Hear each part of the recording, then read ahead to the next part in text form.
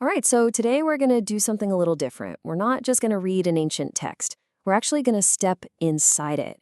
We're going to take a walk through Romans chapter 15, and we're going to turn every single verse into a scene, something vivid, something you can see, something designed to really stick with you. Let's get into it.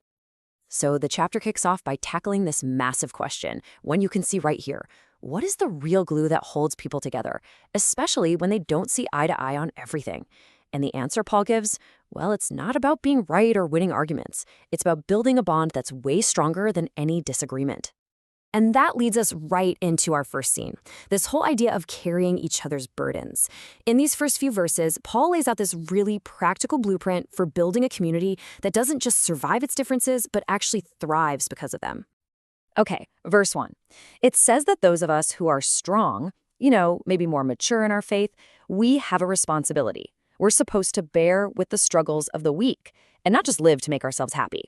I want you to picture this. Imagine a seasoned hiker on a really steep mountain trail. They look back and see their friend is really struggling. Their backpack is just way too heavy. The strong hiker doesn't just yell, "You got this!" No, they stop, they walk back, and they physically take some of the weight from their friend's pack and put it onto their own. That's the picture here. Actively, physically lightening someone else's load. Now, verse 2 builds on this. It says we should aim to please our neighbor, but, and this is key, for their good, to build them up. This isn't about just being a people pleaser. The image for this is someone helping their neighbor build a brick wall. They're not just throwing bricks around to be helpful. They're carefully, deliberately placing each one to make the whole wall stronger, higher, and more solid. The goal is to build that person up, to edify them, not just give them what they want in the moment. And then verse 3 gives us the ultimate example, Christ himself.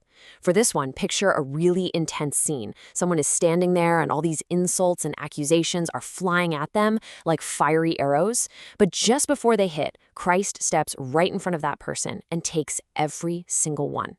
He absorbs the hits that were meant for somebody else. That is the kind of selflessness we're talking about. Okay, so verses 4 through 6 kind of zoom out and show us the big picture, the reason for all of this. Verse 4 says that everything written in the past, the scriptures, was written to teach us, to give us endurance and encouragement so we'd have hope. Then verse 5 is a prayer that God would help everyone live in harmony with each other. And why? Verse 6 gives us the grand finale, so that together, with one mind and one voice, everyone can glorify God. For this, imagine ancient scrolls, maybe on a wooden stand, and they're glowing with this warm light. And that light flows out from the pages and connects this really diverse group of people. As the light touches them, they all start to sing, and all their different voices just blend into one perfect, powerful harmony. But here's the thing. This blueprint for community, it's not meant for just a small, exclusive club. It's actually the foundation for a story that's big enough for the entire world. Let's move into this next section and see just how big this vision gets. So verse 7 hits us with this direct command, receive one another, just as Christ also received us. Then verse 8 explains how he did that. He became a servant to the Jewish people, Paul calls them the circumcision here, to confirm that all the promises God made to their ancestors were absolutely true. The scene here is Christ standing at a huge door, holding it wide open, and he's welcoming in both Jewish people and all the non-Jewish people, the Gentiles, with no hesitation, no distinction at all. The door is open for everyone. Now, from verse 9 on, Paul starts pulling out these old prophecies to prove that this global inclusion was always the plan. Gentiles, by the way, just means all the non-Jewish nations of the world. So this first quote paints a picture of worship breaking out in the most unlikely places. Imagine a busy, chaotic ancient marketplace, just full of people from all these different nations. And right there, in the middle of all the noise, someone starts singing praises to God, and that song just spreads like wildfire through the entire crowd. Verse 10 takes it a step further. It's not just worship happening among them, but now it's with them. So picture two distinct groups of people who've always kept their distance. Maybe they're standing on opposite sides of a courtyard.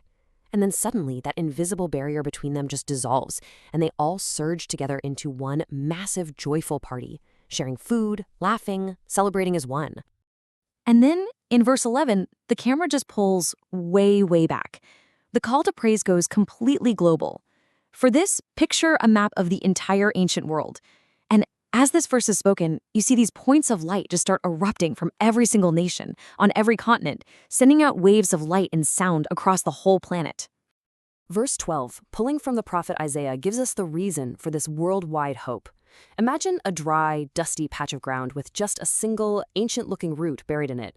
And then, from that one root, a huge, thriving tree just explodes into existence.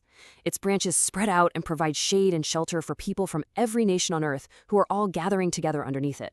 That root is the source of it all. Paul wraps up this whole section with this incredible blessing in verse 13. For this final image, picture a translucent human heart. And you see this liquid, golden light, let's call it joy and peace.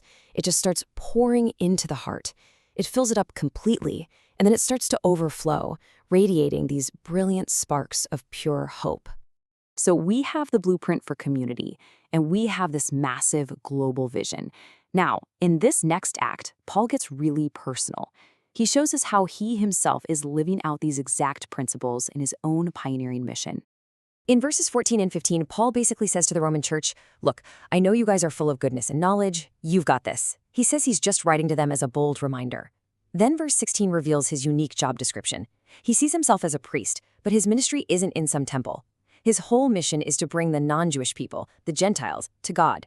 So picture this. Paul is gently guiding this diverse group of people forward, and he's presenting them to God almost like a priest would present a sacrifice. But they are a precious, living, holy gift that God is delighted to receive. In verses 17 and 18, Paul talks about what he's a right to boast about, but notice how he phrases it. It's only about what Christ has accomplished through him to bring the Gentiles to obedience. And verse 19 tells us how this happened, through the power of signs and wonders. For this, let's look at a map. You see a glowing line being drawn starting at Jerusalem and arcing all the way northwest to a region called Illyricum, which is near modern-day Albania.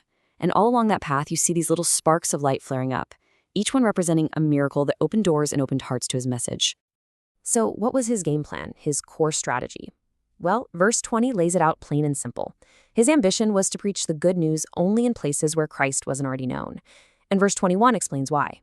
Quoting scripture, those who were never told about him will see, and those who have never heard will understand. To picture this, imagine a pioneer standing in front of two big fields. One field already has crops planted by someone else. The other field is wild, untouched territory. Paul deliberately walks right past the planted field and into the wild one. That's where he plants his flag. And this whole pioneering mindset, that's the very reason it's taken him so long to get to Rome, which was a place where the faith had already taken root. So in this next part, he finally lays out his travel plans, his long-awaited road to Rome. Let's just walk through his plan, verse by verse. Verse 22, he says all this frontier work is what kept getting in the way of him visiting. But now, in verse 23, he says there's no more new ground for him to cover in his current region.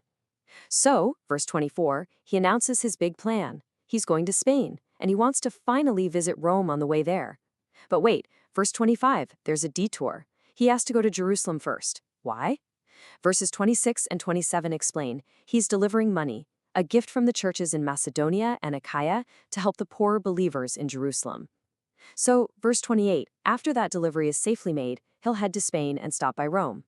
And in verse 29, he's confident that when he arrives, he'll bring the full blessing of Christ with him. But before any of that grand tour can happen, there's a serious, serious obstacle. And the whole tone of the letter shifts right here. It gets really urgent and incredibly personal.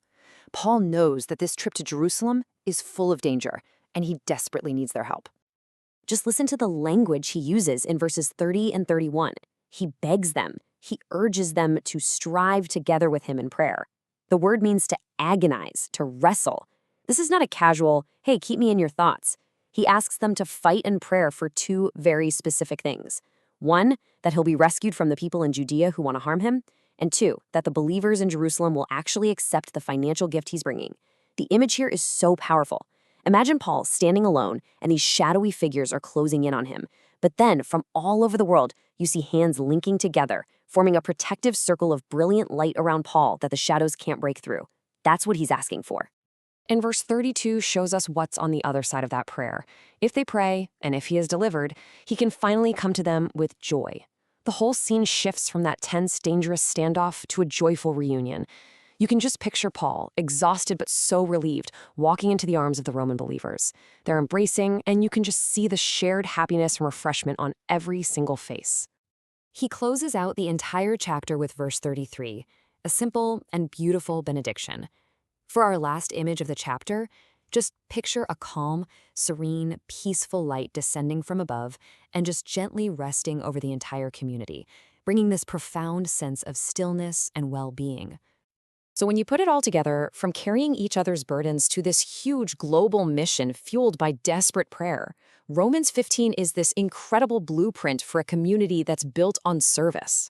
So I'll just leave you with this final thought. If your community is a structure being built and service is the blueprints, what's the one brick you can add this week?